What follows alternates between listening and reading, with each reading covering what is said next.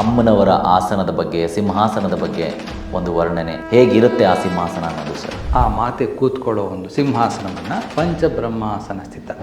ಒಂದು ಸಿಂಹಾಸನಕ್ಕೆ 4 ಕಾಲುಗಳಿರುತ್ತೆ, ಆಧಾರ. ಒಂದು ಆಧಾರವೇ ಬ್ರಹ್ಮ, ಒಂದು ಕಡೆ ವಿಷ್ಣು, ಹಿಂದೆ ಕಡೆ ಒಬ್ಬ ರುದ್ರ, ಈ ಕಡೆ ಈಶ್ವರ. ಈಶ್ವರ ಏನು? ತಿರೋಧಾನ. ಮಲಗಿರೋ ಸದಾಶಿವ ಏನು? ಅನುಗ್ರಹ. ದೇವರು ಇಚ್ಛೆ ಇಲ್ಲ ಅಂತಂದ್ರೆ ಒಂದು ಉಲ್ಕಡ್ಡಿನೂ ಅಳ್ಳಾಡಲ್ಲ. ಶಿವನ ಇಚ್ಛೆ ಇಲ್ಲದೆ ಗರಿಕೆ ಏನು ಅಲುಗಾಡದು. ಅದೇ ಪತಿಯಾಗಿರೋರು ಮಲ್ಕೊಂಡಿರೋ ಸದಾಶಿವನ ಅಥವಾ ರುದ್ರನ ರೂಪದಲ್ಲಿರುವಂಥ ಇನ್ನೊಂದು ಕಾಲ ಯಾರು? ಇಲ್ಲಿ ಈಶ್ವರನ ಯಾರು? ಹಾಗಾದರೆ ಇಲ್ಲಿ ಸದಾಶಿವ, ಈಶ್ವರ, ರುದ್ರ. ಶಿವನ ದೇವಸ್ಥಾನಕ್ಕೆ ಹೋಗಬಾರ್ದು, ಶಿವನ ದೇವಸ್ಥಾನ ಪ್ರಸಾದ ಮನೆಗೆ ತರಬಾರ್ದು. ಸೃಷ್ಟಿ ಆಯಿತು, ಸ್ಥಿತಿ ಆಯಿತು, ನಾವು ಹುಟ್ಟಿದ್ದೀವಿ, ಬದುಕಿದ್ದೀವಿ, ಯಾವತ್ತೋ ಒಂದಿನ ಹೋಗ್ತೀವಿ. ಹೋದ ಮೇಲೆ ಏನು? ನಾವು ಬದುಕಿದ ರೀತಿ ಮೇಲೆ ಎಷ್ಟು ಶುದ್ಧವಾಗಿ ಬದುಕಿದ್ದೀವಿ ಅದರ ಮೇಲೆ ಈಶ್ವರತ್ವ ಸಿಗುತ್ತೆ. ಈಗ ಇದು ನನ್ನ ಕಂಠದಿಂದ, ನನ್ನ ದವಡೆಗಳಿಂದ, ನನ್ನ ನಾಲಿಗೆಯಿಂದ ಹೊರಬಂದಂಥ ಓಂಕಾರ. ನಾನು ಸುಮ್ಮನಿದ್ದಾಗಲೂ, ನೀವು ಸುಮ್ಮನಿದ್ದಾಗಲೂ, ಇನ್ನೊಬ್ಬರು ಸುಮ್ಮನೆ ಒಳಗಡೆ ಓಂಕಾರ ನಡೀತಾನೆ ಇರುತ್ತೆ.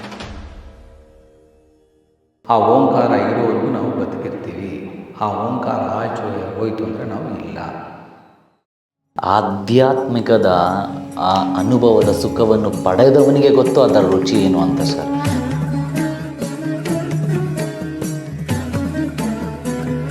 ಸರ್ವಮಂಗಳ ಮಾಂಗಲ್ಯೆ ಶಿವೆ ಸರ್ವಾರ್ಥ ಸಾಧಕೆ ಶರಣ್ಯೇತ್ರಿಯಂಬಕೆ ಗೌರಿ ನಾರಾಯಣಿ ನಮೋಸ್ತುತೆ. ಜಗತ್ಸೃಷ್ಟಿಯನ್ನು ಮಾಡಿದಂತಹ ಲಲಿತಾ ಪರಮೇಶ್ವರಿಯ ಕಥಾ ಮುಂದುವರೆದ ಭಾಗದಲ್ಲಿ ನಾವು ಇವತ್ತು ಮಾತಾಡ್ತಾ ಇರುವಂಥದ್ದೇ ಸಿಂಹಾಸನದ ಬಗ್ಗೆ. ಈ ಸಿಂಹಾಸನ ಲಲಿತಾ ಪರಮೇಶ್ವರಿಗೆ ಪಂಚಮುಖದಲ್ಲಿ ಅಥವಾ ಪಂಚವರ್ಣದಲ್ಲಿ ಅಥವಾ 5 ರೀತಿಯಲ್ಲಿ ಪಂಚೇಂದ್ರಿಯಗಳಲ್ಲಿ ಆದಂಥದ್ದು. ಇಲ್ಲಿ ಗಾಳಿ, ನೀರು, ಆಕಾಶ, ಭೂಮಿ, ಅಗ್ನಿ ಇದೆಲ್ಲದನ್ನು ಸೃಷ್ಟಿ ಮಾಡಿದ ಸೃಷ್ಟಿಕರ್ತೆಗೆ ಸಿಂಹಾಸನ ಹೇಗಿರುತ್ತೆ ಅನ್ನೋದ್ರ ಬಗ್ಗೆ ತಿಳ್ಕೊಳೋ ಕುತೂಹಲ ನಂಗೆ ತುಂಬಾ ಇದೆ. ಅರ್ಧನಾರೀಶ್ವರ ಬಗ್ಗೆ ಹಿಂದಿನ ಎಪಿಸೋಡಲ್ಲಿ ತಿಳ್ಕೊಂಡ್ರಿ. ಅದರ ಜೊತೆಗೆ ಅಮ್ಮನವರಿಗೆ ಇರುವಂತಹ ಚಕ್ರ ಅಂದರೆ ಶ್ರೀಚಕ್ರ ಸೃಷ್ಟಿಯಾಗಿದ್ದು ಹೇಗೆ ಅನ್ನೋದನ್ನು ತಿಳ್ಕೊಂಡ್ರಿ. ಈ ಎಲ್ಲ ವಿಚಾರಗಳನ್ನು, ಜ್ಞಾನವನ್ನು ಧಾರೆ ಎರೆಯುವಂಥ ಮಹಾನ್ ಗುರು ನಮ್ಮ ಹತ್ರ ಇದ್ದಾರೆ. ಅವರೇನೆ ಸಂಖ್ಯಾಶಾಸ್ತ್ರದಲ್ಲಿ ಎತ್ತಿದ ಕೈ ಹಾಗೂ ವಾಸ್ತುಶಾಸ್ತ್ರದಲ್ಲಿ ಎತ್ತಿದ ಕೈ ಮತ್ತು ಜ್ಯೋತಿಷ್ಯ ಶಾಸ್ತ್ರದಲ್ಲಿ ಇವರದೇ ಆದ ವಿದ್ಯೆಯನ್ನು ಕಲಿತು ಎಲ್ಲರ ಮನೆಗಳಲ್ಲಿ, ಮನಸ್ಸುಗಳಲ್ಲಿ ಒಂದು ರೀತಿಯಲ್ಲಿ ಚಿರಸ್ಥಾಯಿಯನ್ನು ರೂಪಿಸ್ಕೊಂಡಿರುವಂಥ ವೇದಬ್ರಹ್ಮ ನಮ್ಮ ಜೊತೆ ಇದ್ದಾರೆ. ಅವರೇನೆ ಇವತ್ತು ಈ ಒಂದು ಕಾರ್ಯಕ್ರಮದ ಒಂದು ಬಿಂಬ, ಪ್ರತಿಬಿಂಬ ಹಾಗೂ ಅಮ್ಮನವ್ರ ಬಗ್ಗೆ ಹೇಳಲು ಅಮ್ಮನೇ ಕಳಿಸ್ಕೊಟ್ಟಿರುವಂಥ ಒಬ್ಬ ಮಹಾನ್ ಭಕ್ತರು, ಅಮ್ಮನ ಭಕ್ತರು. ಸೊ ಹಾಗಾದರೆ ಆ ಭಕ್ತರನ್ನು, ಗುರುಗಳನ್ನು ವೆಲ್ಕಮ್ ಮಾಡುವಂಥ ಸಮಯ. ಚಂದನ್ ಸರ್, ನಿಮಗೆ ಈ ಒಂದು ಕಾರ್ಯಕ್ರಮಕ್ಕೆ ಆತ್ಮೀಯವಾದ ಸ್ವಾಗತ, ಸುಸ್ವಾಗತ. ತುಂಬ ಸಂತೋಷ ಸರ್. ಕರೆಸಿ ಅನೇಕ ವಿಚಾರ ನನ್ನಿಂದ ಹೊರಗಡೆ ತರಿಸ್ತಾ ಇದ್ದೀರಾ. ದೇವಿ ಕೃಪೆ ನಿಮ್ಮ ಮೇಲೂ ನಮ್ಮ ಮೇಲೆ ಇದ್ದರೆ ಮಾತ್ರ ಸಾಧ್ಯ. ಆ ಕೃಪೆ ತಿಳಿದಷ್ಟು ಹೇಳೋಕ್ಕೆ ನಾನು ಸಿದ್ಧವಾಗಿದ್ದೀನಿ. Thank you so much sir. ಅದೇ ರೀತಿ ವರಾಯು ಸ್ಟುಡಿಯೋಸ್ ನೋಡ್ತಾ ಇರೋಂಥ ನಿಮ್ಮೆಲ್ಲರಿಗೂ ಈ ಕಾರ್ಯಕ್ರಮಕ್ಕೆ ಆತ್ಮೀಯದ ಸ್ವಾಗತ, ಸುಸ್ವಾಗತ ಅಂತ ಹೇಳ್ತಾ, ನಾನು ನಿಮ್ಮ anchor Ranjith Varayu. Thank you so much. ನಿಮ್ಮ ಈ ಬೆಂಬಲ, ಪ್ರೀತಿ, ಪ್ರೋತ್ಸಾಹ ನಾವು ಎಂದಿಗೂ ಮರೆಯೋದಿಲ್ಲ. ಅಮ್ಮನವರ ಬಗ್ಗೆ ಈ ಶುಭ ದಿನಗಳಲ್ಲಿ ನೀವು ಕೇಳ್ತಾ ಇದ್ದೀರಾ. ನಿಮಗೂ ಅಷ್ಟೇ ಒಳ್ಳೆಯದಾಗಲಿ, ನಿಮ್ಮ ಮನೆತನಕ್ಕೆ ಒಳ್ಳೆಯದಾಗಲಿ, ನಿಮ್ಮಲ್ಲಿರುವಂಥ ಕೆಟ್ಟ ಪೀಡೆ ಪಿಶಾಚಿಗಳ ಗ್ರಹ ದೋಷಗಳ ನಿವಾರಣೆ ಆಗಲಿ.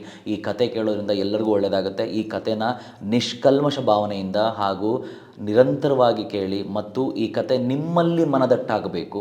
ನೀವು ನೋಡೋ ಚಿತ್ರಗಳಲ್ಲಿ, ನೀವು ನೋಡುವಂಥ ವ್ಯಕ್ತಿಗಳಲ್ಲಿ ಈ ಕತೆ ಮೂಡಬೇಕು. ಆಗ ಈ ಕತೆ ಮಾಡಿದಂಥ ನಮಗೂ, ಕೇಳಿದಂಥ ನಿಮಗೂ ಎಲ್ಲೋ ಒಂದು ಕಡೆ ರೀತಿ ಭಗವಂತನ ಆಶೀರ್ವಾದ, ಆ ಭಗವತಿಯ ಕೃಪಾಶೀರ್ವಾದ ಸಿಗೋದು ಅಂತ ನನ್ನ ಅನಿಸಿಕೆ. ಸರ್, ಈಗ ಅಮ್ಮನವ್ರ ಬಗ್ಗೆ ವಿಶ್ಲೇಷಣೆ ಮಾಡ್ತಾ, ಅಮ್ಮನವ್ರ ಬಗ್ಗೆ ಹೇಳ್ತಾ, ಶ್ರೀಚಕ್ರದ ಬಗ್ಗೆ ತಿಳ್ಕೊಳ್ತಾ, ನನ್ನ ಜೀವನದಲ್ಲಿ ಎಷ್ಟೋ ಒಳ್ಳೆಯದಾಗ್ತಿದೆ. ಅದಕ್ಕೆ ನೈಜ ಉದಾಹರಣೆ ನನ್ನ ಜೀವನ ಹಾಗೂ ನಮಗೆ ಸಿಗ್ತಾ ಇರೋವಂಥ ಸಪೋರ್ಟು, ಬೆಂಬಲ. ಎಲ್ಲರಿಗೂ ಒಳ್ಳೆಯದಾಗಲಿ ಅಂತ ಹೇಳ್ತಾ, ಇವತ್ತಿನ ಈ ಒಂದು ಕಾರ್ಯಕ್ರಮದಲ್ಲಿ ಅಮ್ಮನವರ ಆಸನದ ಬಗ್ಗೆ, ಸಿಂಹಾಸನದ ಬಗ್ಗೆ ಒಂದು ವರ್ಣನೆ, ಹೇಗಿರುತ್ತೆ ಆ ಸಿಂಹಾಸನ ಅನ್ನೋದು ಸರ್? ಖಂಡಿತ ಸರ್. ಶ್ರೀ ಗುರುಭ್ಯೋಂ ನಮಃ, ಶ್ರೀಮಾತ್ರೇ ನಮಃ, ಓಂ ನಮಃ ಶಿವಾಯ. ಪ್ರೇಕ್ಷಕ ಬಾಂಧವರು ಕೂಡ ಹೃದಯಪೂರ್ವಕ ನಮಸ್ಕಾರಗಳು. ಶ್ರೀಚಕ್ರಪುರದಲ್ಲಿ ಮಧ್ಯಬಿಂದು ಅಂತ ಆಗಲೇ ಹೇಳಿದೆ. ಆ ಮಧ್ಯಬಿಂದುವಿನಲ್ಲೇ ಶ್ರೀಮಾತೆಯ ಒಂದು ಆವಾಸ ಸ್ಥಾನ ಇರುತ್ತೆ. ಅದನ್ನು ಪಂಚಬ್ರಹ್ಮಾಸನ ಸ್ಥಿತ ಅಂತ ಕರಿತೀವಿ. ಆ ಮಾತೆ ಕೂತ್ಕೊಳ್ಳೋ ಒಂದು ಸಿಂಹಾಸನವನ್ನು ಪಂಚಬ್ರಹ್ಮಾಸನ ಸ್ಥಿತ. ಇಲ್ಲಿ ಸಿಂಹಾಸನ ಅಂದ ತಕ್ಷಣ ಬಂಗಾರದಲ್ಲಿ ಮಾಡಿದ್ದಾರೆ, ಬೆಳ್ಳಿಲಿ ಮಾಡಿದ್ದಾರೆ, ವಜ್ರ ಖಚಿತವಾಗಿದೆ, ಅದಲ್ಲ. ಒಂದು ಹೇಗಿದೆ ಅಂದರೆ ಒಂದು ಸಿಂಹಾಸನಕ್ಕೆ 4 ಕಾಲುಗಳಿರುತ್ತೆ, ಆಧಾರ ಇರುತ್ತಲ್ಲ. ಮುಂದೆಗಡೆ ಆಧಾರ, ಒಂದು ಆಧಾರವೇ ಬ್ರಹ್ಮನೇ ಮಾತೆಯ ಒಂದು ಕೋಡು ಅಥವಾ ಒಂದು ಕಾಲಾಗಿ ಸಿಂಹಾಸನಕ್ಕೆ ಇರ್ತಾರೆ. ಒಂದು ಕಡೆ ವಿಷ್ಣು, ಹಿಂದೆ ಕಡೆ ಒಬ್ಬ ರುದ್ರ, ಈ ಕಡೆ ಈಶ್ವರ. ಈ 4 ಜನ ಕೂತು ಪರಮೇಶ್ವರನ ಹೊತ್ಕೋತಾರೆ, ತಾಯಿ ನನವ. ಆಮೇಲೆ ಅಲ್ಲಿ ಸಿಂಹಾಸನ ಮೇಲೆ ಕೂತ್ಕೊಳ್ಳೋಕೊಂದು ಕುಶನ್ ಮೆತ್ತಿಗಿರ್ಬೇಕಲ್ಲ. ಹೌದು, ಶಿವ ಮಲಗಿರ್ತಾನೆ. ಆ ಶಿವನ ಆ ರೂಪವನ್ನು ಸದಾಶಿವ ಅಂತ ಕರಿತೀವಿ. ಇದೇ ಸಿಂಹಾಸನ. ಅಲ್ಲಿ ಚಿನ್ನ ವಜ್ರ ವೈಡ್ಯೂರ ಏನೂ ಇಲ್ಲ. ಬ್ರಹ್ಮ ವಿಷ್ಣು ರುದ್ರ ಶಿವ ಇವರ ಮೇಲೆ ಸದಾಶಿವ ಮಲಗಿರ್ತಾನೆ. ಆ ಸದಾಶಿವನ ಒಂದು ಉದರ ಭಾಗದಲ್ಲಿ ಪರಮೇಶ್ವರಿ ಕೂತಿರ್ತಾರೆ. ಇದೇ ಪಂಚಬ್ರಹ್ಮಾಸನ ಸ್ಥಿತ. ಇಲ್ಲಿ ಇದು ಏನಾಗುತ್ತೆ ಅಂದರೆ, ಇಲ್ಲಿ ಬ್ರಹ್ಮ ಏನು? ಸೃಷ್ಟಿ. ವಿಷ್ಣು ಏನು? ಸ್ಥಿತಿ. ರುದ್ರ ಏನು? ಲಯ ಅಥವಾ ಸಂಹಾರ. ಈಶ್ವರ ಏನು? ತಿರೋಧಾನ. ಮಲಗಿರೋ ಸದಾಶಿವ ಏನು? ಅನುಗ್ರಹ. ಇದನ್ನೆಲ್ಲ ಕೊಡುವ ದೇವಿ ಯಾರು? ಅದಕ್ಕೆ ಮೇಲೆ ಕೂತಿರೋದು ಪರಮೇಶ್ವರಿ. ಅಂದರೆ ಪರಮೇಶ್ವರಿ ಸೃಷ್ಟಿಗೆ ಕಾರಣ, ಸ್ಥಿತಿಗೆ ಕಾರಣ, ಲಯಕ್ಕೆ ಕಾರಣ, ತಿರೋಧಾನಕ್ಕೆ ಕಾರಣ ಮತ್ತು ಅನುಗ್ರಹಕ್ಕೆ ಕಾರಣ. ಇದೇ ಪಂಚಬ್ರಹ್ಮಾಸನ ಸ್ಥಿತ ಅಂತ ಒಂದು ಮಟ್ಟಿಗೆ ಹೇಳಬೇಕು. ಇನ್ನು ಸ್ವಲ್ಪ ನಾವು ಆಳವಾಗಿ ಹೋಗಬೇಕಾದ್ರೆ ಇಲ್ಲೇನಾಗುತ್ತೆ ಅಂದರೆ, ಶಬ್ದ, ಸ್ಪರ್ಶ, ರೂಪ, ರಸ, ಗಂಧ 5. ಪ್ರತಿ ಮನುಷ್ಯನಿಗೂ 5 ಬೇಕು. ಹೌದು. ಶಬ್ದ ನೋಡಿ, ಶಬ್ದನೇ ಸೃಷ್ಟಿ, ಶಬ್ದವೇ ಬ್ರಹ್ಮ. ಆಮೇಲೆ ಸ್ಪರ್ಶವೇ ಸ್ಥಿತಿ, ಅದೇ ವಿಷ್ಣು. ರೂಪವೇ ಲಯ. ರೂಪ ಹೇಗೆ ಲಯ? ಈಗ ನಾನಾಗಲಿ ನೀವಾಗಲಿ ಯಾರೇ ತಗೊಳ್ಳಿ, ಚಿಕ್ಕವರೆದ್ದ ಒಂದು ರೀತಿ ಇದ್ವಿ ರೂಪ. ಕರೆಕ್ಟ್, ನಿಜ. ಬೆಳೆದಂಗೆ ಚೇಂಜ್. ಇನ್ನು ಸ್ವಲ್ಪ ವಯಸ್ಸಾದಂಗೆ ಏನಾಗುತ್ತೆ, ಮುಖದಲ್ಲಿ ನರಿಗೆ, ವಯಸ್ಸಾಗ್ತದೆ, ತಲೆ ಕೂದಲು ಬೆಳ್ಳಗಾಗೋದು, ಮೈಯಲ್ಲಿ ಶಕ್ತಿ ಕಡಿಮೆ ಆಗೋದು, ರೂಪ ಚೇಂಜ್. ಪ್ರತಿ ವರ್ಷವೂ ನಮ್ಮ ರೂಪ ಅನೇಕ ಬದಲಾವಣೆ ಆಗ್ತಾ ಕಡೆಗೆ ವಯಸ್ಸಾಗೋದು, ಆ ಕಡೆಗೆ ಹೋಗುವುದು, ಲಯವಾಗಿ ಬಿಡುವುದು. ಅಂದರೆ ಇಲ್ಲಿ ಈಶ್ವರ ಏನು? ತಿರೋಧಾನ ಅಂದ್ರೆ ಏನಪ್ಪ ಅಂದರೆ, ಸೃಷ್ಟಿ ಸ್ಥಿತಿ ಲಯಗಳಿಂದ ಬಿಡುಗಡೆಗೊಳಿಸುವುದು, ಅದನ್ನು ಅಡಗಿಸಿ ಬಿಡುವುದು ಅಥವಾ ಇಲ್ಲವಾಗಿಸುವುದು.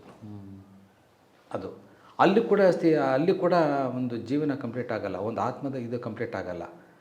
ಅದರ ಮೇಲೆ ಅನುಗ್ರಹನೇ ಆ ಮಲಗಿರುವ ಸದಾಶಿವ. ಮಾತೆಗೆ ಒಂದು ಕುಶನ್ ರೀತಿಯಲ್ಲಿ ಕೂತ್ಕೊಳ್ಳೋಕೆ ಒಂದು ಆಧಾರ ಬೇಕು ಅಂತ ಸದಾಶಿವ ಮಲಗಿರ್ತಾರೆ. ಅದು ಅನುಗ್ರಹ. ಇಲ್ಲಿ ಸೃಷ್ಟಿಗೂ ಆಗಲೇ ಹೇಳ್ದಂಗೆ ಸೃಷ್ಟಿ ಸ್ಥಿತಿ ಲಯ ಸಂಹಾರ ತಿರೋಧಾನ ಮತ್ತು ಅನುಗ್ರಹ ಕೊಡೋಕ್ಕೆ ಒಂದು ಶಕ್ತಿ ಬೇಕು, ಅದೇ ಪರಮೇಶ್ವರಿ.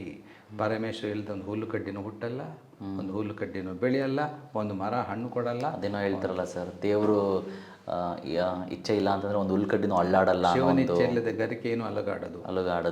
ಅದೇ ಇಲ್ಲಿ ಅದಕ್ಕೆ ಶಿವನಿಚ್ಛೆ. ಇಲ್ಲಿ ಶಕ್ತಿ ಅಂತವಲ್ಲ, ಶಿವನಿಗೂ ಶಕ್ತಿಗೂ ಭೇದ ಇಲ್ಲ. ಅದೊಂದು ನಮ್ಮ ತಲೆಯಲ್ಲಿ ಇರಬೇಕು. ಇದು ಪಂಚಬ್ರಹ್ಮಾಸನ.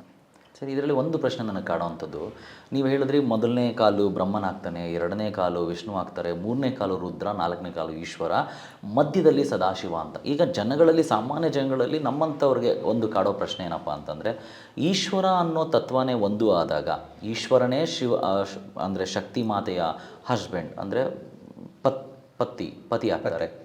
ಸೊ ಇಲ್ಲಿ ಪತಿಯಾಗಿರೋರು ಮಲ್ಕೊಂಡಿರೋ ಸದಾಶಿವನ ಅಥವಾ ರುದ್ರನ ರೂಪದಲ್ಲಿರುವಂಥ ಇನ್ನೊಂದು ಕಾಲು ಯಾರು? ಇಲ್ಲಿ ಈಶ್ವರನ ಯಾರು? ಹಾಗಾದರೆ ಇಲ್ಲಿ ಸದಾಶಿವ, ಈಶ್ವರ, ರುದ್ರ ಇದೊಂದು ಸ್ವಲ್ಪ ಕನ್ಫ್ಯೂಷನ್ ಕ್ರಿಯೇಟ್ ಮಾಡ್ತಾ ಇದೆ ಸರ್. ಯಾಕಂದರೆ ಬ್ರಹ್ಮ ವಿಷ್ಣು ಮಹೇಶ್ವರ ಅಂತ ಹೇಳ್ಬಿಟ್ಟಿದ್ರೆ ಅಲ್ಲಿಗೆ ಬಿಡಪ್ಪ 3 ಕಾಲು, ಬಟ್ ಇನ್ನೊಂದು ಕಾಲಿಗೆ ಇಲ್ಲಿ ಯಾರೋ ಬಂದಿದ್ದಾರೆ. ಸೊ ಇಲ್ಲಿ ಬ್ರಹ್ಮ ವಿಷ್ಣು ಮಹೇಶ್ವರ ಈಶ್ವರ ಅಂದಿದ್ರು, ಈಗ ರುದ್ರ, ಇದು ಹೇಗೆ ಅಟ್ಯಾಚ್ ಆಯಿತು? ಅದು ಬಿಟ್ಟರೆ ಸದಾಶಿವ ಯಾಕೆ ಹಂಗೆ ಮಲಗಿದ್ದಾರೆ, ಯಾಕೆ ಅಲ್ಲಿ ಮಲಗಿರಲೇಬೇಕಾಗಿತ್ತು ಅನ್ನೋದು ಏನಾದರೂ ನೀವು ಹೇಳೋದಾದರೆ? ತುಂಬ ಗಹನವಾದ ಪ್ರಶ್ನೆ, ಒಳ್ಳೆಯ ಪ್ರಶ್ನೆ. ಇಂಥ ಪ್ರಶ್ನೆ ಬಂದಾಗಲೇ ನಮಗೆ ಇರೋ ಒಂದಿಷ್ಟು ಜ್ಞಾನ ಆಚೆ ಬರುತ್ತೆ ಹೇಳಿ. ಅಲ್ಲ, ಅದು ಕಾಡುವಂಥ ಪ್ರಶ್ನೆ ನನಗೆ ಗೊತ್ತಿರೋ ಪ್ರಕಾರ ಅಮ್ಮನವರೇ ಕೇಳಿಸ್ತಿದ್ದಾರೆ ನನ್ನ ಮುಖಾಂತರ ಅಂತ ನಾನು ಅನ್ಕೊಂಡಿದ್ದೀನಿ ಸರ್. ಕಾಡಬೇಕು. ರುದ್ರ. ರುದ್ರ ಅಂದರೆ ಏನು? ಸ್ಮಶಾನವಾಸಿ. ಬಟ್ ಇನ್ನೊಂದು ತಿಳ್ಕೋಬೇಕು, ಸಾಧಾರಣ ಕೆಲವು ಏನು ಹೇಳ್ತಾರೆ ಅಂದರೆ ಶಿವನ ದೇವಸ್ಥಾನಕ್ಕೆ ಹೋಗಬಾರ್ದು, ಶಿವನ ದೇವಸ್ಥಾನ ಪ್ರಸಾದ ಮನೆಗೆ ತರಬಾರ್ದು. ಯಾಕೆ? ರುದ್ರ ಸ್ಮಶಾನವಾಸಿ. ನಾವು ಸ್ಮಶಾನಕ್ಕೆ ಹೋದರೆ ಸ್ನಾನ ಮಾಡಿ ಮನೆಯೊಳಗೆ ಬರ್ತೀವಿ. ಹಾಗಾದ್ರೆ ಸ್ಮಶಾನ ಅನ್ನೋದೇನು? ಒಂದು ನೆಗೆಟಿವ್ ಎನರ್ಜಿ ಇರುವಂಥ ಜಾಗ, ಅಲ್ಲಿರುವನು ಶಿವ ಅಂತ ಕೆಲವು ಜನ, ಕೆಲವು ಮಾತ್ರ, ಎಲ್ಲರೂ ಅಲ್ಲ, ತಿಳಿದವರು ಆ ಮೂರ್ಖತನದ ಒಂದು ಯೋಚನೆ ಮಾಡಲ್ಲ. ಕೆಲವು ಈ ಥರ ಯೋಚನೆ ಮಾಡ್ತಾರ ಸರ್? ನನಗೆ ಖಂಡಿತ ಮಾಡ್ತಾರೆ. ಹೌದಾ? ಇಲ್ಲಿ ರುದ್ರ, ಈಗ ಸ್ಮಶಾನ. ಹೌದು, ಸ್ಮಶಾನ ಒಂದು ಕೆಟ್ಟ ಎನರ್ಜಿ, ದೇವಸ್ಥಾನ ಶುಭದ ಎನರ್ಜಿ ಅಂತ ತಿಳ್ಕೊಳ್ಳೋಣ. ಸರ್, ನಮ್ಮನೇಲಿ ಕೂಡ ಈಗ ರಾತ್ರಿ ಸೊಳ್ಳೆ ಮೆಟ್ ಹಾಕ್ತೀವಿ, ಎಷ್ಟು ಸೊಳ್ಳೆ ಸಾಯುತ್ತೆ. ಸ್ಮಶಾನ ಆಯ್ತಲ್ಲ ಮನೆ ಕೂಡ, ಸೊಳ್ಳೆ ಹೆಣ್ಣುಗಳು ಬಿತ್ತಲ್ವಾ. ನಮ್ಮ ದೇಹದಲ್ಲಿ ಕಣಕಣ ಒಂದೊಂದು ಕ್ಷಣಕ್ಕೂ ಎಷ್ಟೋ ಕಣಗಳು ಸಾಯ್ತಾ ಇರುತ್ತೆ, ಎಷ್ಟೋ ಕಣಗಳು ಹುಟ್ಟುತ್ತಾ ಇರುತ್ತೆ. ಹೌದು, ನಮ್ಮ ದೇಹ ಸ್ಮಶಾನನೇ ಅಲ್ವಾ. ಪ್ರಕೃತಿಲಿ ಒಂದು ಎಲೆ ಬಾಡ್ತಾ ಇರುತ್ತೆ, ಒಂದು ಎಲೆ ಚಿಗುರ್ತಾ ಇರುತ್ತೆ, ಒಂದು ಹಣ್ಣ ಕೆಳಗೆ ಉದುರೋಗುತ್ತೆ, ಒಂದು ಹಣ್ಣು ಒಂದು ಕಾಯಿ ಕ್ರಿಯೇಟ್ ಆಗ್ತಿರುತ್ತೆ. ಹಾಗಾದ್ರೆ ಆ ಮರವೂ ಸ್ಮಶಾನವೇ ಅಲ್ವಾ. ಈ ಥರ ಯೋಚನೆ ಮಾಡಿ ಇಡೀ ಬ್ರಹ್ಮಾಂಡವೇ ಸ್ಮಶಾನ. ಅಂದರೆ ರುದ್ರ ಎಲ್ಲ ಕಡೆ ಇದ್ದಾನೆ. ಸೃಷ್ಟಿ ಸ್ಥಿತಿ ಲಯ ಅನ್ನೋದು ನಮ್ಮಲ್ಲೇ ಇದೆ, ನಮ್ಮ ದೇಹದಲ್ಲೇ ಇದೆ. ಈಗ ನೀವು ಸ್ಮಶಾನಕ್ಕೆ ಹೋದರೆ ಅಶುಭ ಅನ್ನೋದಾದರೆ, ದೇವಸ್ಥಾನದಲ್ಲಿ ಹಾಕಿದ ನಿರ್ಮಾಲ್ಯ ಅಂತ ಕರಿತೀವಿ, ಅಂದರೆ ಹಿಂದೆ ಹಾಕಿದ ಒಂದು ಹೂನಾರುಗಳು ಬಾಡಿರುತ್ತೆ. ಆ ಬಾಡ ಕಾರಣ ಏನು? ಸಮ್ ಬ್ಯಾಕ್ಟೀರಿಯಾಸ್ ಅಲ್ಲೂ ಕೂಡ ಅದಿರುತ್ತಲ್ವ. ಈ ಥರ ಯೋಚನೆ ಮಾಡಿ ಆಗ ಶಿವನ ದೇವಸ್ಥಾನಕ್ಕೆ ಹೋಗಬಾರ್ದು, ಪ್ರಸಾದ ತರಬಾರ್ದು. ನಿನ್ನ ದೇಹವೇ ಸ್ಮಶಾನ, ನನ್ನ ದೇಹವೂ ಸ್ಮಶಾನ, ಇನ್ನೊಬ್ಬರ ದೇಹವೂ ಸ್ಮಶಾನ. ರುದ್ರ ಅದಕ್ಕೆ ರುದ್ರ ಇರೋದು. ಓಕೆ, ಸಬ್ಜೆಕ್ಟ್ ಬಿಟ್ಟು ಹೋಗ್ತಾ ಇದ್ದೀನಿ ನಾನು. ಇಲ್ಲಿ ನಿಮ್ಮ ಪ್ರಶ್ನೆಗೆ ಬ್ರಹ್ಮ ವಿಷ್ಣು ಸರಿ, ಮುಂದಿನ ಎರಡು ಕಾಳು, ಹಿಂದಿನ ಎರಡು ಕಾಲು ರುದ್ರ ಈಶ್ವರ ಮತ್ತು ಸದಾಶಿವನಿಗೆ ಯಾರು ಪರಮೇಶ್ವರಿಗೆ ಪತಿ. ಕರೆಕ್ಟ್, ನಿಜ. ಮೂರು ರೂಪದಲ್ಲೂ ಪರಮೇಶ್ವರಿಗೆ ಪತಿನೇ. ಯಾಕೆ? ಸ್ಮಶಾನದಲ್ಲಿ ರುದ್ರ ಅಥವಾ ಭೈರವ, ಭೈರವ ಕೂಡ ಇರ್ತಾರೆ ಸ್ಮಶಾನದಲ್ಲಿ. ಇರೋವಾಗ ಅಲ್ಲಿ ಭೈರವಿ, ಇದೇ ಲಲಿತಾ ಪರಮೇಶ್ವರ ಭೈರವಿ ರೂಪದಲ್ಲಿ ಇರ್ತಾರೆ. ಸ್ಮಶಾನ ಭೈರವಿ ಅಂತ ಒಂದು ರೂಪ ಇದೆ. ರುದ್ರ, ರುದ್ರಿಣಿ. ಇಲ್ಲಿ ಲಲಿತಾ ಪರಮೇಶ್ವರಿ ತ್ರಿಪುರ ಸುಂದರಿ ರೂಪದಲ್ಲಿ ಕೂತಿರೋದು. ಇಲ್ಲಿ ನಾವು ರುದ್ರಿಣಿ ಅದೆಲ್ಲ ನಾವು ಹೇಳೋದಲ್ಲ, ನೀವು ಕೇಳ್ತಾ ಇದ್ದೀನಿ. ನೆಕ್ಸ್ಟ್ ಈಶ್ವರ. ಸೃಷ್ಟಿ ಆಯಿತು, ಸ್ಥಿತಿ ಆಯಿತು, ನಾವು ಹುಟ್ಟಿದ್ದೀವಿ, ಬದುಕಿದ್ವಿ, ಯಾವತ್ತೋ ಒಂದಿನ ಹೋಗ್ತೀವಿ. ಆಗಲೇಬೇಕದು ಕಾಲಚಕ್ರ. ಹೋದ ಮೇಲೆ ಏನು? ನಾವು ಬದುಕಿದ ರೀತಿ ಮೇಲೆ, ಎಷ್ಟು ಶುದ್ಧವಾಗಿ ಬದುಕಿದ್ದೀವಿ ಅದರ ಮೇಲೆ ಈಶ್ವರತ್ವ ಸಿಗುತ್ತೆ. ಅದಕ್ಕೆ ಈಶ್ವರ ಒಂದು ಸಪೋರ್ಟ್. ಪಂಚಬ್ರಹ್ಮಾಸನ, ಆ ಮಾತೆ ಸಿಂಹಾಸನಕ್ಕೆ ಯಾವ ರೀತಿ ಬದುಕಿದ್ದಾನೆ, ಶುದ್ಧವಾದ ಕೆಲಸ ಹೆಚ್ಚಾಗಿ ಮಾಡಿದ್ದಾನ, ನೆಕ್ಸ್ಟ್ ಇನ್ನಷ್ಟು ಒಳ್ಳೆಯ ಜನ್ಮ, ಮಾಡಬಾರದ್ದೇ ಮಾಡಿದಾನ, ಇನ್ನಷ್ಟು ಕೆಟ್ಟ ಜನ್ಮ. ಅದು ಈಶ್ವರತ್ವ ಗಳಿಸ್ಕೊಳ್ಳಿ ಅಂತ ಶಿವ ಇನ್ನೊಂದು ರೂಪದಲ್ಲಿ. ಶಿವ ಬರೀ ಸಂಹಾರಕಾರಕ ಅಲ್ಲ, ಸಂಹಾರ ಆದಮೇಲೆ ಆತ್ಮ ಶುದ್ಧತೆಯನ್ನು ನೋಡಿ ಅದನ್ನು ಮೇಲಿರಿಸಬೇಕಾ ಕೆಳಗಿರಿಸಬೇಕಾ ಅಂತ ತೀರ್ಮಾನ ಮಾಡೋ. ಅದಕ್ಕೆ ಅದು ಈಶ್ವರತ್ವ ಆದಮೇಲೆ ಏನು ಸಿಗುತ್ತೆ? ಸದಾಶಿವ. ಸದಾಶಿವ ಅಂದ್ರೇನು? ಸದಾ ಧ್ಯಾನಿ. ಒಂದು ತಟಸ್ಥ ರೂಪ. ಆ ತಟಸ್ಥ ರೂಪದ ಏನಾಗುತ್ತೆ ಅಂದರೆ, ದೇಹ ತಟಸ್ಥವಾಗಿರುತ್ತೆ. ನಾವು ಧ್ಯಾನದಲ್ಲಿ ದೀರ್ಘ ಧ್ಯಾನಿಗಳ ಯಾರದೇ ಮಹರ್ಷಿಗಳ ಚರಿತ್ರೆ ಯಾರದೇ ಓದಿ ದೀರ್ಘ ಧ್ಯಾನದಲ್ಲಿ ದೇಹ ತಟಸ್ಥವಾಗಿರುತ್ತೆ. ಬಡ ಕಣ ಒಳಗಡೆ ಚೇತನಗೊಳ್ತಾ ಇರುತ್ತೆ. ಒಂದು ಕಣವು ಸಾಯೋದಿಲ್ಲ ಅಲ್ಲಿ, ಒಂದು ಕಣವು ವೇಸ್ಟ್ ಆಗಲ್ಲ.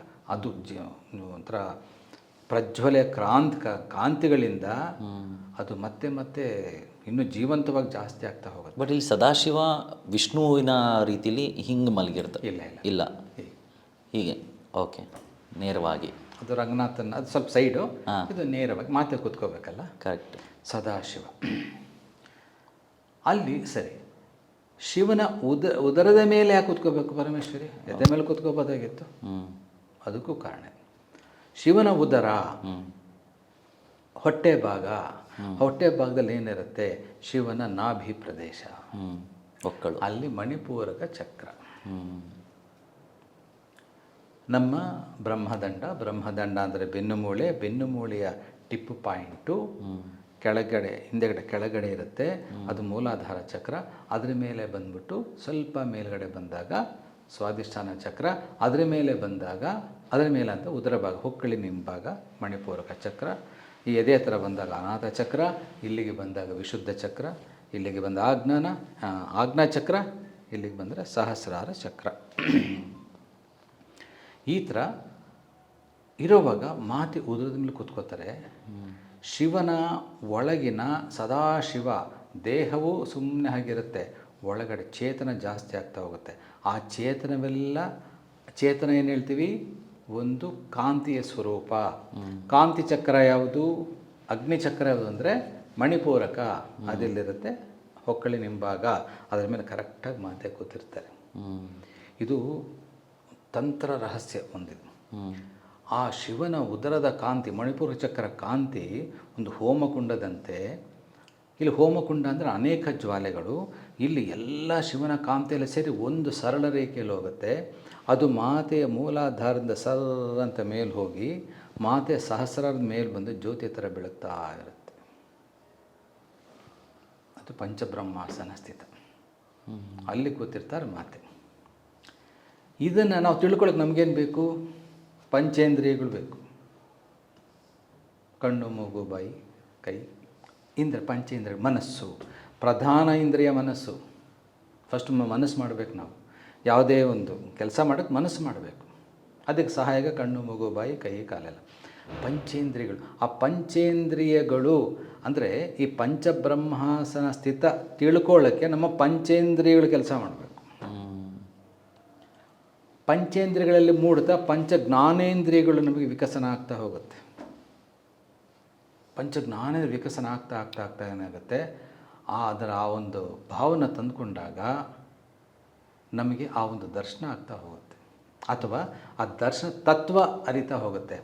ಓ, ಹುಟ್ಟು, ಬದುಕು, ಸಾವು ಮತ್ತು ತಿರೋಧಾನ, ಆಮೇಲೆ ಅನುಗ್ರಹ, ಇಷ್ಟು ನಮಗೆ ಸಿಗಬೇಕು.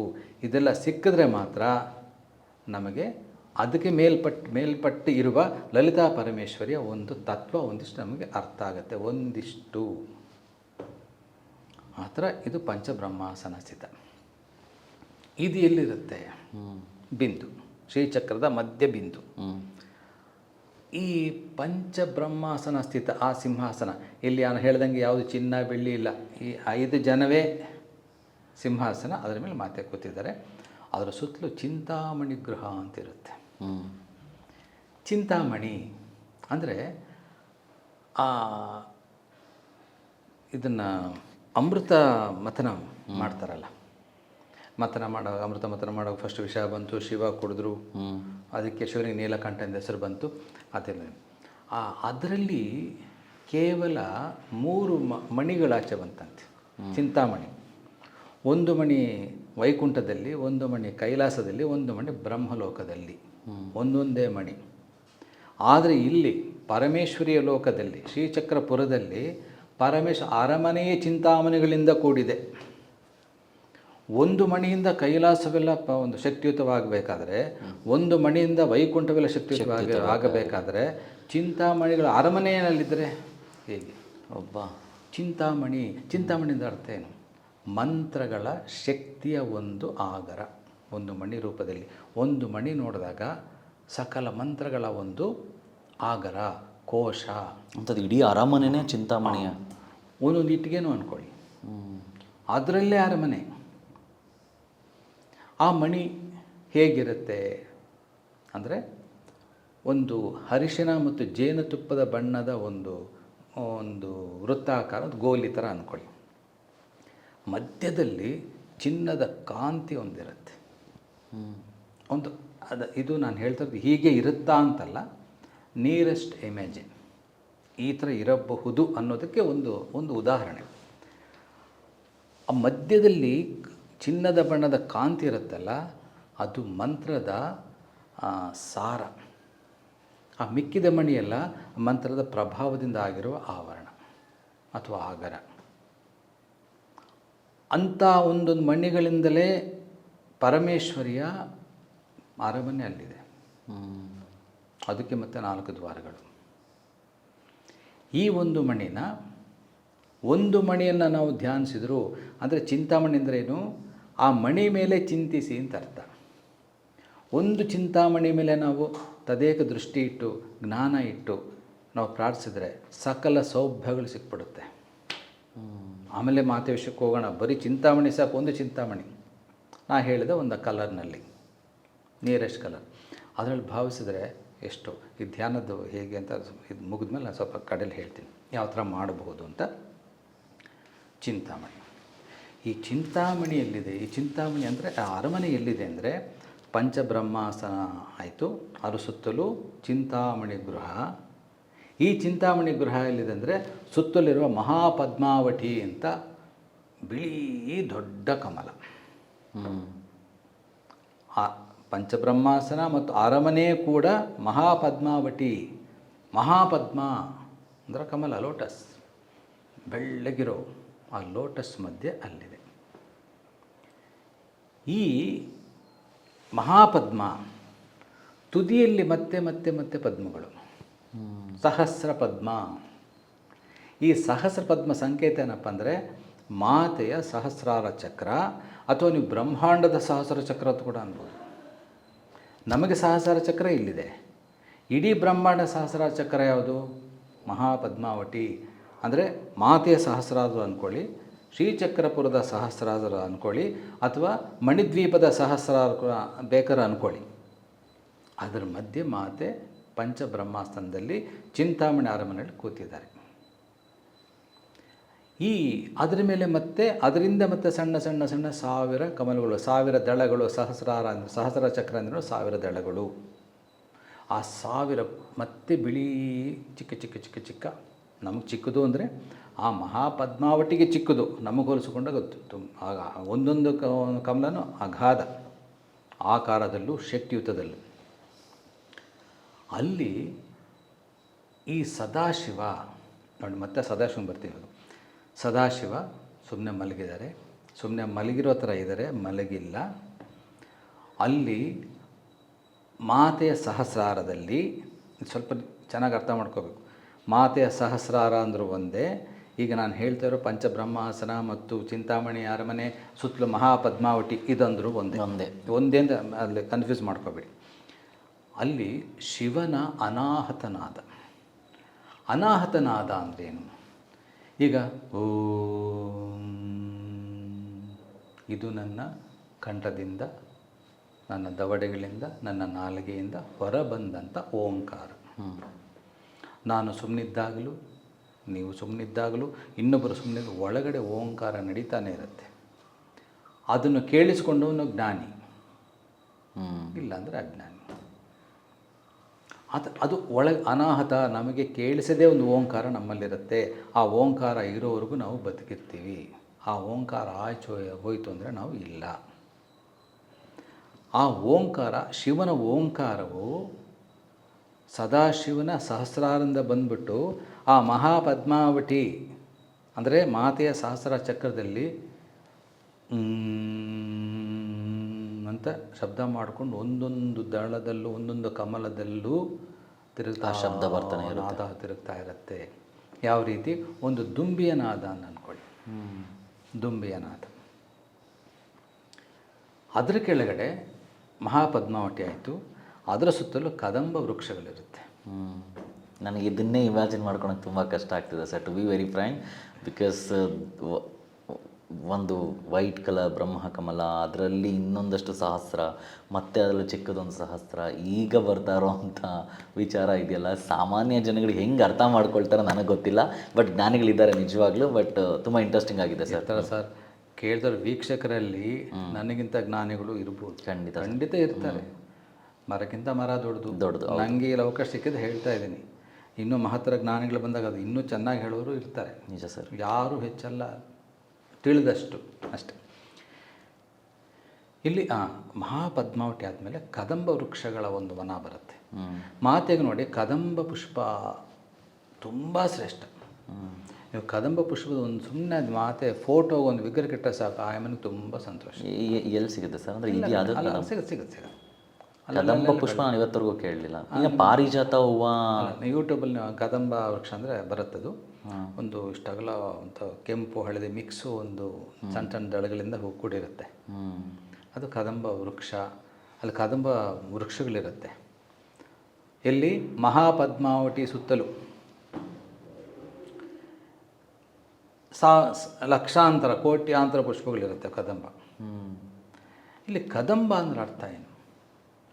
ಏನಿಲ್ಲ, ಇವಾಗ ಚಿಂತಾಮಣಿ ಮೇಲೆ ಧ್ಯಾನ ಮಾಡ್ಬೋದು ಒಂದೇ, ಕದಂಬ ಪುಷ್ಪದ ಮೇಲೆ ಕೂಡ ಧ್ಯಾನ ಮಾಡ್ಬೋದು, ಒಳ್ಳೆಯದಾಗ್ಬಿಡುತ್ತೆ.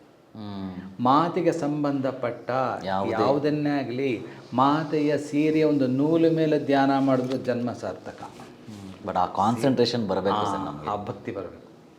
ಮಾತೆಯ ಸೆರಗು, ಆ ಸೆರಗಿನಲ್ಲಿ ಒಂದು ಕುಚ್ಚು ಕಾಣ್ತಾ ಇದೆ, ಆ ಕುಚ್ಚು ಮೇಲೆ ಧ್ಯಾನ. ಮಾತೆ ಹಂಗೆ ನೋಡ್ತಾರೆ, ಮುಗಿದೈತೆ ನಮ್ಮ ಜೀವನ ಸಾರ್ಥಕ. ಭಕ್ತಿ ಬೇಕು, ಭಾವ ಬೇಕು. ಇಲ್ಲಿ ಕದಂಬ ಅಂದ್ರೆ ಅರ್ಥ ಏನು?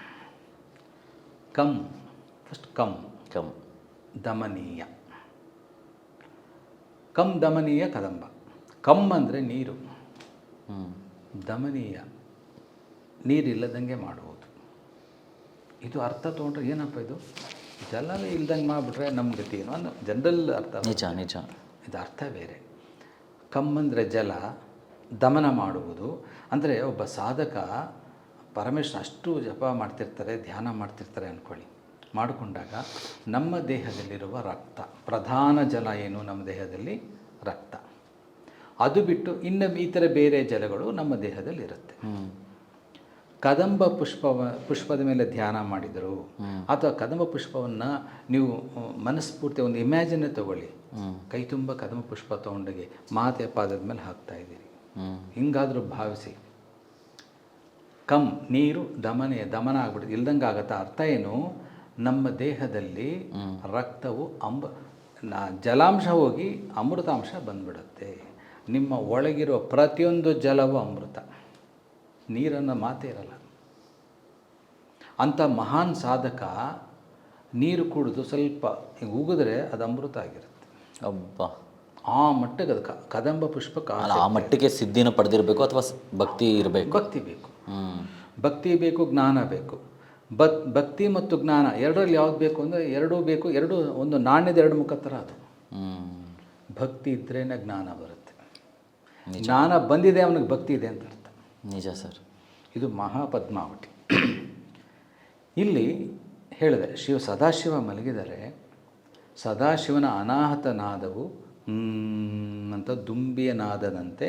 ನಾನಿಲ್ಲಿ ದುಂಬಿನ ಯಾಕೆ ತೊಗೊಂಡೆ ಒಂದು ಇಮ್ಯಾಜಿನ್ ಬರಲಿ ನಿಜ ಅಂತ. ಆ ಸೌಂಡ್, ಆ ದುಂಬಿ ರೀತಿಯಲ್ಲಿ ಅದು ಸೌಂಡ್ ಬರ್ತದೆ, ದುಂಬಿ ಆರೋವಾಗ. ಆ್ಯಕ್ಚುಲಾಗಿ ಪ್ರತಿಯೊಂದು ಸಹಸ್ರ ದಳದೆಲ್ಲ ಆ ಒಂದು ಅನಾಹತನಾದ ಎಂಬ ದುಂಬಿ. ಸುಮ್ಮನೆ ತಗೊಳ್ಳೋಣ ಉದಾಹರಣೆಗೆ, ಒಂದೊಂದು ಪುಷ್ಪದ ಮೇಲೆ ಕೂತ್ಕೊಂಡು ಆ ಶಕ್ತಿ ಚೈತನ್ಯ ಎಳ್ಕೊಂಡು ಆ ಅಮೃತವನ್ನು ಸ್ವೀಕರಿಸ್ತಾ ಓಡಾಡ್ತಾ ಇರುತ್ತೆ. ಇದಕ್ಕೆ ಅನಾಥನಾದ ಹೊರಗಡೆ ಬಂದು, ಅನಾಥನಾದ ಒಳಗಿರುವ ಓಂಕಾರ ಅದು ಹೊರಗಡೆ ಬಂದು ಆ ಮಹಾಪದ್ಮಾವತಿಗೆ ಪ್ರದಕ್ಷಿಣೆ, ಒಂದೊಂದು ಹೂವಿಗೂ ಅದರ ಸಾರವನ್ನು ತಗೋತಾ ಇರುವ ಒಂದು ಪ್ರದಕ್ಷಿಣೆ ಆಗುತ್ತೆ. ಯಾವುದಕ್ಕೆ? ಚಿಂತಾಮಣಿ ಗೃಹಕ್ಕೆ ಮತ್ತು ಒಳಗಿರುವ ಲಲಿತಾ ಪರಮೇಶ್ವರಿ ಮತ್ತು ಬ್ರಹ್ಮ ವಿಷ್ಣು ರುದ್ರ ಶಿವ ಎಲ್ಲರಿಗೂ ಪ್ರದಕ್ಷಿಣೆ ಹಾಕಿದಂಗೆ ಆಗುತ್ತೆ. ಅದರ ಶಬ್ದವಾಗ ಆ ಶಬ್ದಕ್ಕೊಂದು ಬೀಜಾಕ್ಷರ ಇದೆ. ಜ್ರೀಂ ಜ್ರೀಂ ಜ್ರೀಂ ಜ್ರೀಂ ಜ್ರೀ. ನನ್ನ ಲೈಫಲ್ಲಿ ಮೊದಲನೇ ಬಾರಿಗೆ ಈ ಬೀಜಾಕ್ಷರಿ ಮಾತ್ರ ನಾನು ಕೇಳ್ತಾ ಇರೋದು ಸರ್. ಜ್ರೀಂ ಜ್ರೀಂ. ಜೀಗೆ ರಾವತ್ತು ದೀರ್ಘ 0. ಜ್ರೀಂ. ದುಂಬಿಯನಾದ ಕೂಡ ಜ್ರೀಮೆ ನಮಗೆ ಕೇಳಿಸೋದು ಲಾಸ್ಟ್ ಮಾತ್ರ ಕೇಳಿಸುತ್ತೆ. ಜ್ರೀಂ ಜ್ರೀಂ ಜ್ರೀಂ ಅಂತ ಹೋಗ್ತಾ ಇರುತ್ತೆ. ನಾವು ಧ್ಯಾನದಲ್ಲಿ ಕೂತ್ಕೊಂಡು ನಮ್ಮ ಮನಸ್ಸನ್ನು, ಬುದ್ಧಿನ ತಡೆ ಹಿಡಿದು ಆತ್ಮಸ್ಥಿತಿಯಲ್ಲಿ ಮಹಾಪದ್ಮಾವತಿಗೆ ನಾವು ಹೋದಕ್ಕೆ ಸಾಧ್ಯ ಆದರೆ ಸಾಧ್ಯ ಆಗಕ್ಕೆ ಈ ಬೀಜಾಕ್ಷರ ತುಂಬ ಸಹಾಯ ಮಾಡುತ್ತೆ. ಜ್ರೀಮ್ ಅಂತ ನಾವು ಮಹಾಪದ್ಮಾವತಿಗೆ ಹೋಗಿ ನಾವು ಕೂಡ ನಮ್ಮ ಆತ್ಮ ಕೂಡ ಒಂದು ದುಂಬಿಯಾಗಿ ಆ ಲಲಿತಾ ಪರಮೇಶ್ವರ ಪ್ರದಕ್ಷಿಣೆ ಆಗ್ತಾ ಪ್ರತಿಯೊಂದು ಪುಷ್ಪದಲ್ಲೂ ಅಮೃತತ್ವನ ಹೀರ್ಕೋತಾ ತಿರುಗ್ತಾ. ಅಲ್ಲ ಸರ್, ಆ ಲೆವೆಲ್ ಆಫ್ ಇದಕ್ಕೆ ಹೋಗಬೇಕು ಅಂದರೆ ಎಷ್ಟು ಶತಕೋಟಿ ಮನಸ್ಸುಗಳು ಅಂದರೆ ವಿಚಲಿತವಾಗಿರುವಂಥ ಮನಸ್ಸನ್ನು ಇನ್ನೆಷ್ಟು ಭದ್ರತೆಯಾಗಿ ಹಿಡಿದು ಏಕಾಗ್ರತೆಯಿಂದ ನಾವು ಜಪ ಮಾಡಿದ್ರೆ ಮಾತ್ರ ಸಾಧ್ಯ ಅಲ್ವಾ ಸರ್? ಹೌದು, ಸುಲಭ ಅಲ್ಲ. ನಾನು ಹೇಳೋದು ಯಾವುದೂ ಸುಲಭ ಅಲ್ಲ ಸರ್. ಹೇಳಿದ ಮೊದಲು ನಾನು ಆ ಮಟ್ಟಕ್ಕೆ ಮಾಡ್ತಾ ಇದ್ದೀನಿ ಅಂದರೆ ಅಲ್ಲ, ಆ ಪ್ರಯತ್ನದಲ್ಲಿ ನಾನಿದ್ದೀನಿ. ನಾನು ಅದೆಲ್ಲ ಸಾಧಿಸ್ಬಿಟ್ಟಿಂತ ವೀಕ್ಷಕರು ಕೂಡ ಭಾವಿಸಲಾರದು. ಪ್ರಯತ್ನದಲ್ಲಂತೂ ಖಂಡಿತ ಇದ್ದೀನಿ. ಏನೋ ಒಂದಿಷ್ಟು ಹೋದಂಗೆ ಆಗುತ್ತೆ, ಏನೋ ಸಿಕ್ಕಿದಂಗೆ ಆಗುತ್ತೆ, ಬಟ್ ಅಷ್ಟರಲ್ಲಿ ಏನೋ ಒಂದು ಆನಂದ ಇದೆ. ಆಧ್ಯಾತ್ಮಿಕದ ಆ ಅನುಭವದ ಸುಖವನ್ನು ಪಡೆದವನಿಗೆ ಗೊತ್ತು ಅದರ ರುಚಿ ಏನು ಅಂತ ಸರ್. ಇಲ್ಲಾಂದರೆ ಆಧ್ಯಾತ್ಮಿಕ ಸುಲಭವಾಗಿ ಅಷ್ಟೊಂದು ಟೇಸ್ಟ್ಫುಲ್ ಆಗಿರಬೇಕು ಅಂತಂದರೆ ಅದರ ರುಚಿ ಪಡೆದವನಿಗೆ ಮಾತ್ರ ಗೊತ್ತಿರುತ್ತೆ. ಜ್ರೀಮ್ ಆಯಿತು. ನೆಕ್ಸ್ಟ್ ಏನು?